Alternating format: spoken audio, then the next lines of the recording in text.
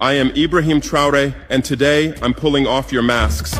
Threatens to destroy my country, the State of Israel. The deadline came. The world watched. And Netanyahu did nothing. For 72 hours, silence echoed from Tel Aviv.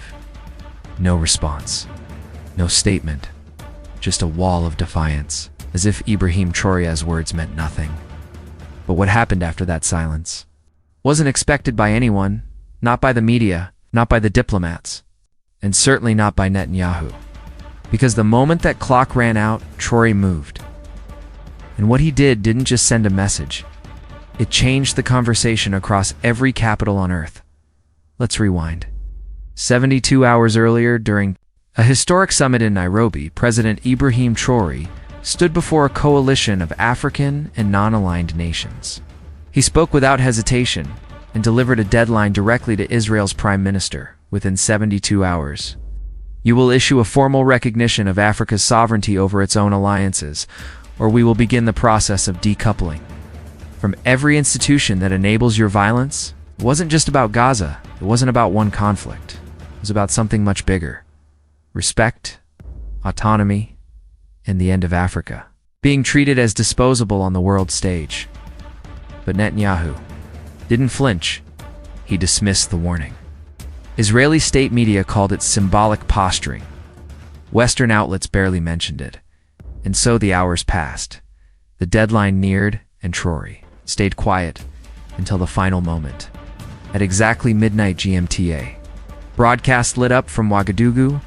No anthem, no fanfare, just a stark black screen. And then Traoré in full uniform. Behind a single microphone, his voice was calm, controlled. Since our calls have been ignored, he said we will no longer participate in silence. And then he made 3 declarations, each more shocking than the last. First, he announced the immediate suspension of all Israeli business interests in Burkina Faso. Banks, telecom deals, defense contracts, all frozen. Second, declared a continental summit for 15 African nations to draft a new alliance, one that would no longer accept pressure from former colonial states or their allies. And third, he called on African nations with Israeli embassies to reconsider their diplomatic presence, not with war, but with principle. No nation has the right to ignore the voice of a continent, Traoré said. Our deadline was not a threat, it was a mirror, and now the world must look. The broadcast ended, and the shockwaves began. By morning, 3 countries, Chad, Mali, and Guinea, had recalled their ambassadors to Israel. 2 others halted. Israeli infrastructure deals. South Africa released a statement supporting Traoré's courage and clarity. But what really caught global attention is what happened next in the streets. From Dakar to Dar es Salaam, young people flooded into city centers, waving flags, chanting Traoré's name, holding signs that read, "Africa will not be silenced." Our deadline, our dignity. Respect is non-negotiable. Netanyahu's government scrambled. An urgent security meeting was held in Jerusalem. No cameras, no press, but leaks came anyway. A voice recording allegedly from a closed door session caught Netanyahu saying, "We underestimated him. This isn't just Burkina Faso anymore, this is a movement." And while some Western leaders stayed quiet, others didn't. France's foreign ministry urged restraint. The EU called for dialogue, but none directly criticized Traoré. It's not this time.